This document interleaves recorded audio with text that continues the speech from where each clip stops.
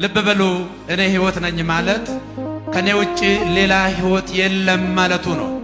አልቦ ካለ ሕይወት በዘይሃዩ ወአልቦ ካለ ስም በታሕተ ሰማይ ዘይት ወሀብ ለእጓለ እመሕያው ከሰማይ በታች ከምድር በላይ የሚድኑበት ሌላ ሕይወት የለም።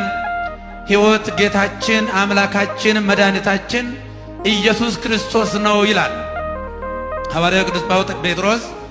ከሰማይ በታች መዳኛ መንገድ የኃጢአትና የሞት መድኃኒት የሆነ በማዳኑ ተረፈ ደዌ የሌለበት ለዓለም የተከፈለ ዕዳ የወደቁትን የተናቁትን የሚሰበስብ ይልቁንም ደግሞ በእቅፉ የሚያኖረን አዎ አምላካችን መድኃኒታችን ኢየሱስ ክርስቶስ ብቻ ነው።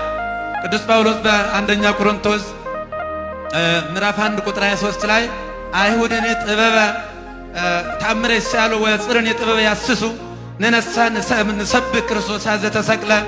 አይሁድ ጥበብን ይሻሉ፣ አይሁድ ፍልስፍናን ነው ተአምራትን ይሻሉ፣ አዳዲስ ነገሮችን ይፈልጋሉ። ግሪካውያን ደግሞ ፈላስፎች ፍልስፍናን ይፈልጋሉ፣ ጥበብ ይፈልጋሉ፣ ግኝትን ይፈልጋሉ። እኛ ግን የተሰቀለውን ኢየሱስ ክርስቶስን እንሰብካለን ይላል። እንተርካለን አይልም፣ እናወራለን አይልም፣ እንናገራለን አይልም፣ እንወያያለን አይልም። እንሰብካለን ማለት ምን ማለት ነው? ገድለ ቅዱሳን ይነገራል ይተረካል እንጂ አይሰበክም።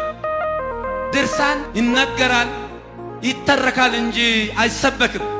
ታሪክም ይተረካል እንጂ ከዚህ የዘለለ ትርጉም አይሰጠው።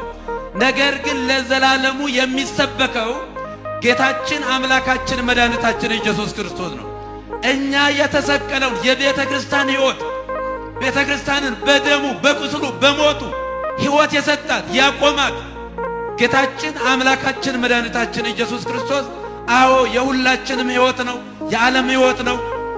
እሱ ደግሞ ወዶ የማይጠላ ታምኖ የማይከዳ በልቡ ጉሉት በአንደበቱ ሐሰት የሌለበት ፍቅሩ የማይጎል ክንዱ የማይዝል የጻድቃን የሰማዕታት ብቻ ሳይሆን የኃጢአተኞችና የበደለኞች ወዳጅ አምላካችን መድኃኒታችን ኢየሱስ ክርስቶስ እሱ እውነት ነው፣ እሱ መንገድ ነው፣ እሱ ሕይወት ነው።